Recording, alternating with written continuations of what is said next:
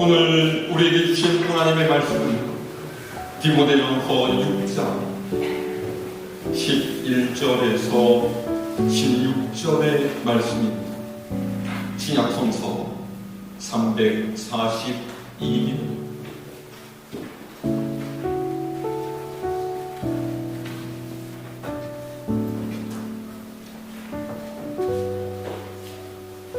봉독하겠습니다. 오직 너 하나님의 사람아, 이것들을 피하고 의와 경건과 믿음과 사랑과 인내와 온유를 따르며 믿음의 선한 싸움을 싸우라. 영생을 취하라. 이를 위하여 네가 부르심을 받았고 많은 증인 앞에서 선한 증언을 하였도다. 만물을 살게 하신 하나님 앞과 본디오 빌라도를 향하여 선한 증언을 하신 그리스도 예수 앞에서 내가 너를 명하노니, 우리 주 예수 그리스도께서 나타나실 때까지 흠도 없고 책망받을 것도 없이 이 명령을 지키라. 기약이 이르면 하나님이 그의 나타나심을 보이시리니, 하나님은 복되시고 유일하신 주권자이시며 만왕의 왕이시며 만주의 주시오. 오직 그에게만 죽지 아니함이 있고 가까이 가지 못할 빛에 거하시고 어떤 사람도 보지 못하였고 또 볼 수 없는 이시니 그에게 존귀와 영원한 권능을 돌릴지어다. 아멘.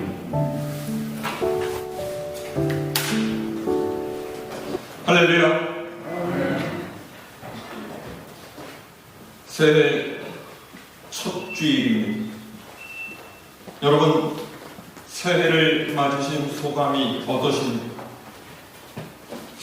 2022년을 힘겹게 지냈던 분이라면 묵은 해가 지나가는 것을 시원해하면서 새해에는 지난 해와는 다른 좋은 일들만 생기기를 바라는 마음이 클 것이고, 또는 거울 앞에서 가뜩이나 늘어버린 흰머리와 주름살을 마주하고서는 나아지지 않는 살림과 줄어들지 않는 걱정거리, 그리고 예전 같지 않은 건강 때문에 한숨을 쉬시는 분도 있을 것입니다.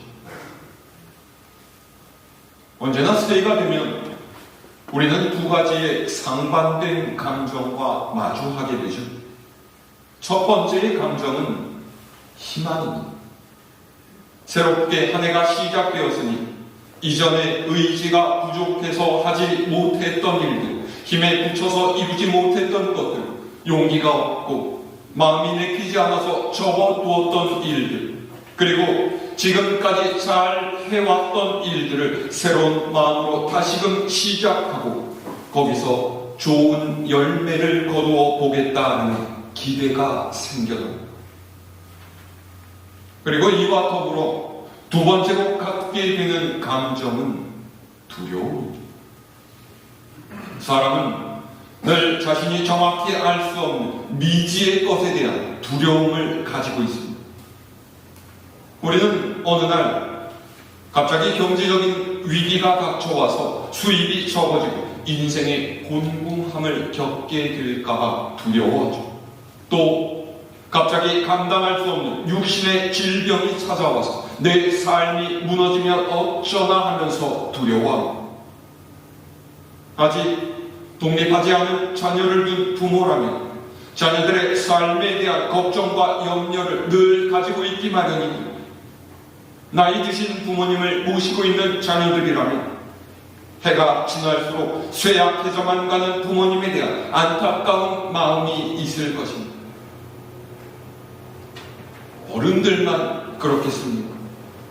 청년들은 취업과 결혼에 대한 염려를 하고 자라나는 청소년들조차 학업 성적, 친구 관계, 진학에 대한 두려움을 가지고 있습니다. 새로운 출발선에 선다는 것은 이렇듯 모순적인 감정이 뒤섞인 채 앞으로 나아가야 하는 것을 의미합니다. 여기서 우리에게 필요한 것이 무엇이겠습니까? 용기. 그리스도인에게 용기란 하나님께서 언제나 나와 함께 하심을 믿는 임마누엘의 믿음으로부터 나오는 것. 세상의 상황이 변하고 내 힘으로 감당할 수 없는 위기의 순간을 맞게 되더라도 하나님께서 그분의 강하신 팔로 우리를 붙들어 주시고 지켜주실 것을 믿는 믿음이 두려움을 이기고 세상 가운데로 뛰어들게 하는 용기를 갖게 하죠. 시편 46편 저자는 숱한 두려움 가운데 있는 우리에게 이런 믿음의 고백을 들려주고 있습니다. 하나님은 우리의 피난처이시오 힘이시니 환난 중에 만날 큰 도움이시오. 그러므로 땅이 변하든지 산이 흔들려 바다 가운데 빠지든지 바닷물이 솟아나고 뛰놀든지 그것이 넘침으로 산이 흔들릴지라도 우리는 두려워하지 아니하리로다. 시편의 저자는 땅이 변하고 산이 흔들리고 바닷물이 솟구치는 천재지변의 상황 가운데 있더라도 우리는 두려워하지 않는다라고 노래하고 있습니다. 어떻게 그럴 수가 있겠습니까? 세상의 모든 만물을 주관하시고 역사의 주인이 되시는 하나님께서 우리의 피난처이시고 힘이 되시고 환난 중에 우리를 도우시는 분이십니다. 여기서 우리란 하나님을 섬기고 사는 백성이 그분의 자녀이 믿는 사람입니다. 성경은 이렇게 하나님께서 그분의 사람들을 돌보시고 인도하시는 분이심을 분명하게 증언하고 있습니다. 그러니 여러분, 새로 맞이한 이 2023년이 어떻게 흘러갈지 우리는 알 수 없지만 우리 삶의 모든 일 하나님의 섭리 가운데 있음을 기억하시고 하나님을 의지하며 살아가는 여러분들이 되실 수 있기를 바랍니다. 이사야 선지자 또한 하나님께서 그분의 사람들을 돌보신다라는 사실을 증언하고 있습니다. 자, 우리 성경 말씀 한번 찾아서 읽어볼까요? 구약성서 이사야서 40장 28절에서 31절의 말씀입니다.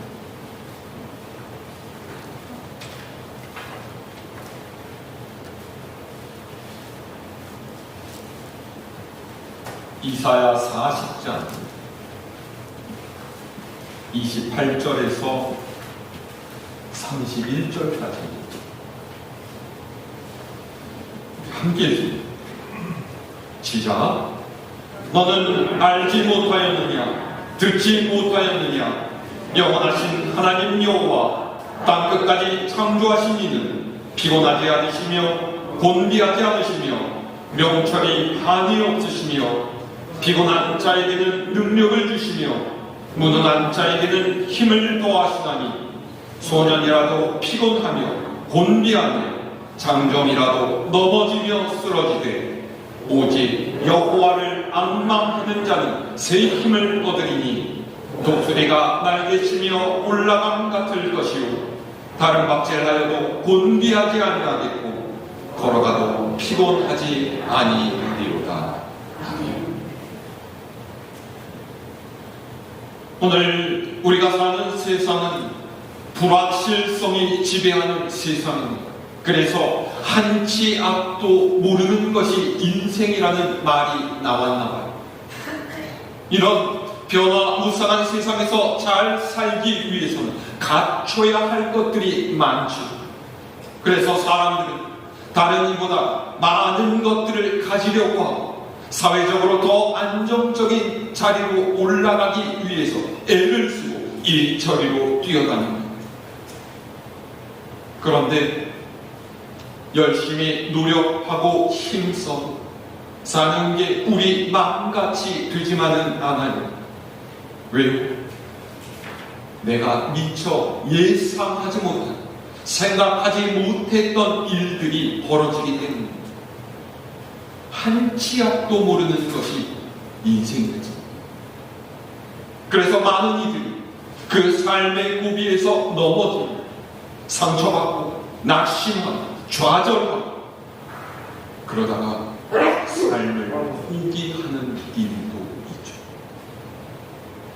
그래서 이사야 선지자는 인생을 살아가는 모든 사람은 소년이라도 피곤하고 곤비하고 장정이라도 넘어지고 쓰러진다라고 말하고 있습니다. 그런데 그 중에서도 꿋꿋하게 삶의 길을 걸어가는 사람이 있습니다.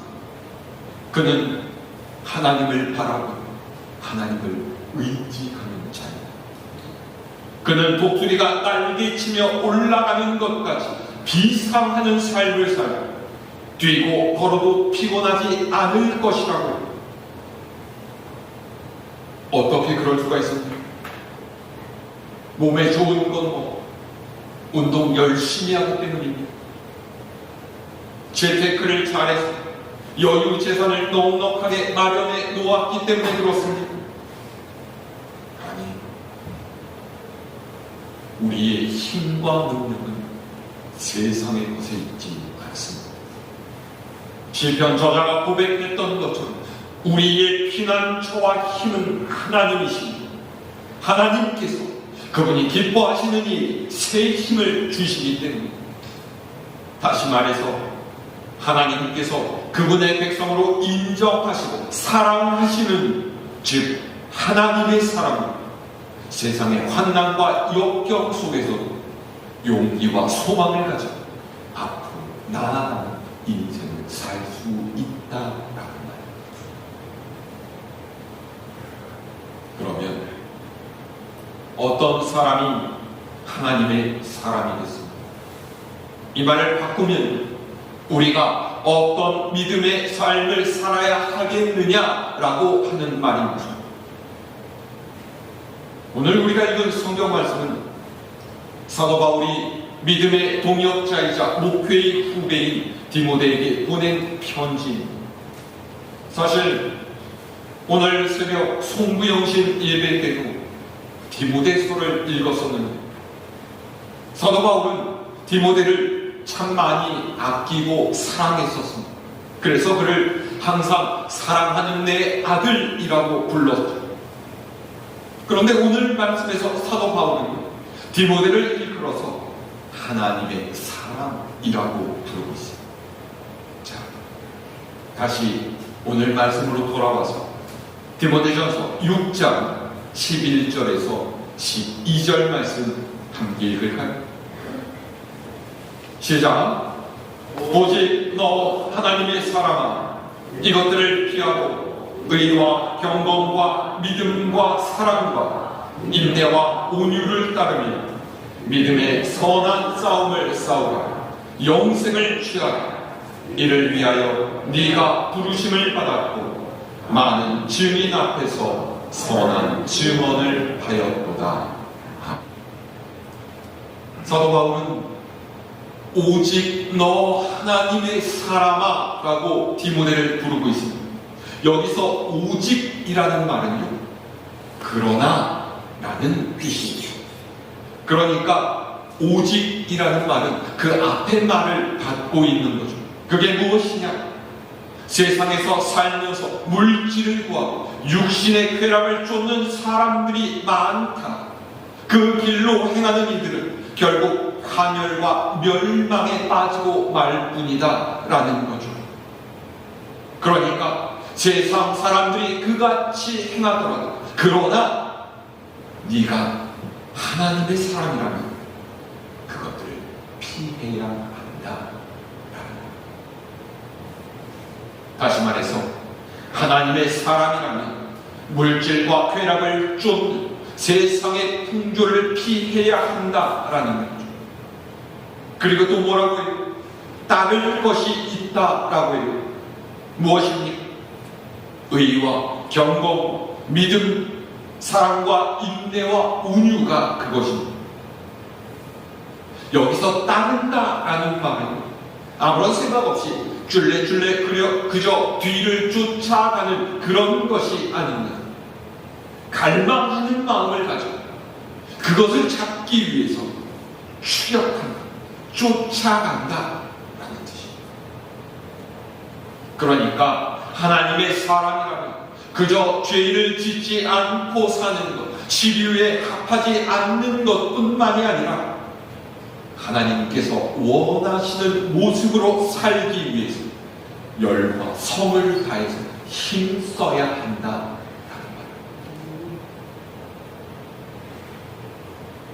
그리고 또 해야 하는 것이 있어요. 믿음의 싸움을 싸우면서 영생을 취하는 것입니다. 사실 우리 모두는 이미 예수 그리스도를 구주로 고백하고 영생을 얻은 사람입니다. 그런데 왜 바울은 이미 우리가 가지고 있는 영생을 취하라라고 했을까요? 여기서 취한다라는 말은 잃어버리지 않도록 꼭 붙잡으라 이런 말입니다. 우리는 사단의 유혹에 빠지기 쉽고 교만과 욕심 때문에 하나님의 뜻에서 엇나가기 쉬운 연약한 존재들이기 때문에, 그래서 사도 바울은 내가 내 몸을 쳐서 복종하게 하고 내가 남에게 전파한 후에 자신이 도리어 버림을 당할까 두려워하기 때문이라고 했죠. 그래서 이 영생을 잃어버리지 않기 위해서 우리는 날마다 믿음의 싸움을 싸워가야 합니다.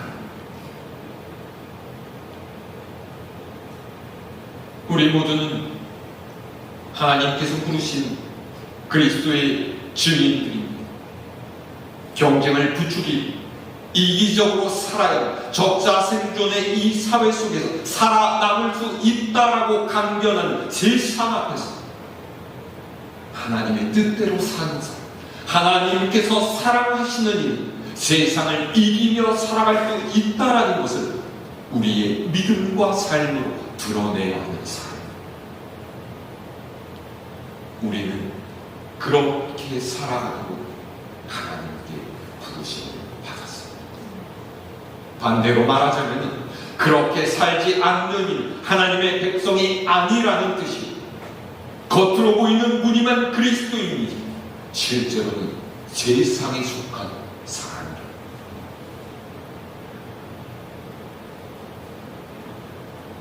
여러분 보셨는지 모르겠는데 제가 얼마 전에 뉴스를 보다가 화가 나기도 하고 부끄럽기도 하고 그런 적이 있어요. 이번에 윤 대통령이 신년 특별 사면이라고 해서 이명박 전 대통령을 석방시키지 않았습니까? 보셨어요? 그래서 자기 집에 돌아온 이명박 전 대통령을 기자들이 인터뷰하려고 우르르르 모여들었습니다.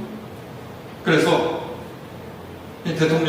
전 대통령이 소감을 말하면서 자신을 지지해준 이들에게 감사를 전하고 코로나로 힘든 일을 겪은 국민들에게 위로하는 그런 인사를 했어요.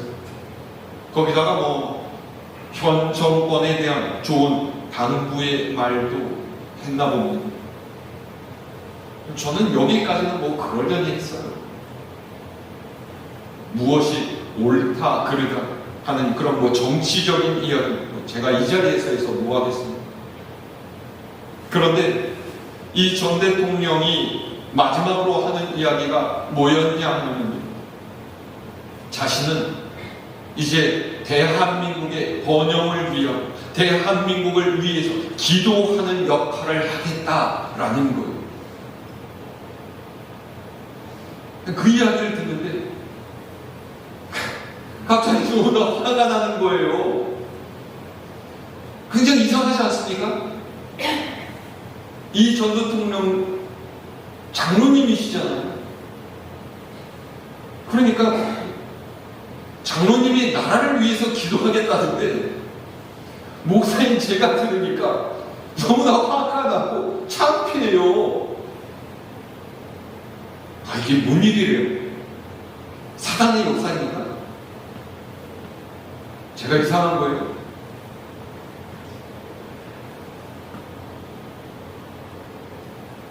제가 항상 여러분들께 드리는 말이지만 믿음이란 그의 삶을 통해서 드러나는, 그러니까 삶과 일치하지 않는 믿음은 가짜예요. 하나님을 향해서 바른 믿음을 가지고 살아가는 사람은 하나님께서 원하시는 대로, 하나님께서 기뻐하시는 대로 살아가는 사람. 하나님께서 원하시고 기뻐하시는 것이가 무엇인지, 제가 얼마 전에 설교 때도 이 말씀을 읽어드렸는데, 미가서 6장 8절의 말씀 이렇게 기록이 되어 있습니다. 사람아, 주께서 선한 것이 무엇임을 네게 보이셨나니 여호와께서 네게 구하시는 것은 오직 정의를 행하며 인자를 사랑하며 겸손하게 네 하나님과 함께 행하는 것이 아니냐. 하나님께서 우리에게 바라시는 것이 무엇이라고? 정의를 행하고 이웃에게 자비를 베풀며 겸손하게 하나님과 동행하는 것. 그것을 위해서 하나님께서 우리를 부르셨다. 그것이 하나님의 사람이 행해야 할 삶의 모습이, 걸어가야 할 믿음의 길이라는 것입니다. 여러분, 이런 이야기 이미 너무나 많이 들어와 또 알고 계시지 않습니까? 그런데 아는 것만으로 끝나면 아무런 의미가 없습니다. 믿음은 죽은 지식이 아니라 살아 움직이는 실천이에요. 행함 없는 믿음은 죽은 것이라고 했습니다. 언행일치가 말과 행동이 같다라는 뜻이라면 믿음과 삶이 같다는 말을 신행일치 이렇게 이야기할 수 있겠습니다. 마태복음 5장에서 예수님께서는 이렇게 말씀하셨죠. 너희 세상의 빛이다. 산 위에 있는 동네가 숨겨지지 못할 것이고 사람이 등불을 켜서 말 아래 두지 아니하고 등경 위에 두나니 이러므로 집안 모든 사람에게 비치니 이같이 너희 빛이 사람 앞에 비치게 하여 그들로 너희 착한 행실을 보고 하늘에 계신 너희 아버지께 영광을 돌리게 하라.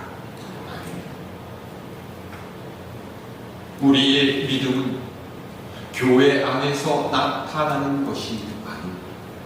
오히려 우리가 살아가는 일상에서 드러나는 것, 일상에서 내 삶의 모습이 예수님을 생각나게 하고 하나님께 영광을 돌리게 할 때 비로소 우리는 하나님의 사람으로 살아가고 있다라고 말할 수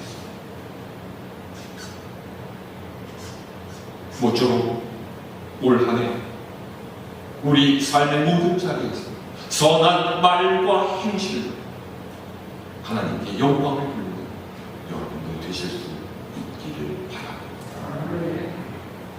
그리고 우리가 하나님의 사람이라면 기억하고 지켜야 할 주님의 명령이 또 하나 있습니다. 여러분 너무나 잘 아십니다. 사도행전 1장 8절 말씀, 그것입니다.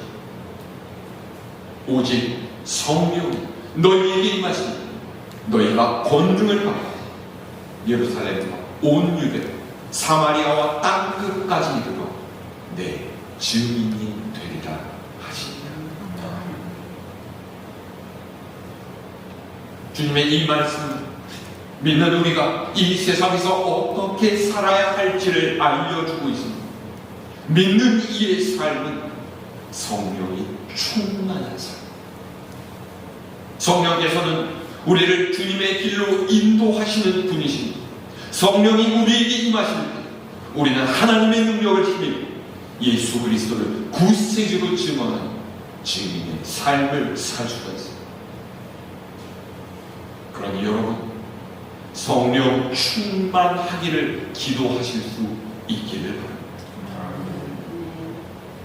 송구영신 예배 때도 말씀을 드렸는데 하나님께서 부르실 때 반응하고 움직일 수 있어야 해요.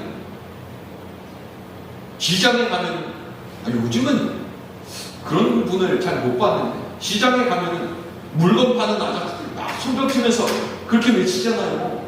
뭐라 그래요? 골라 하면서 자, 날이면 날마다 오는 게 아니에요. 뭐가 날이면 날마다 오는 게 아니에요. 떠리로 파는 거.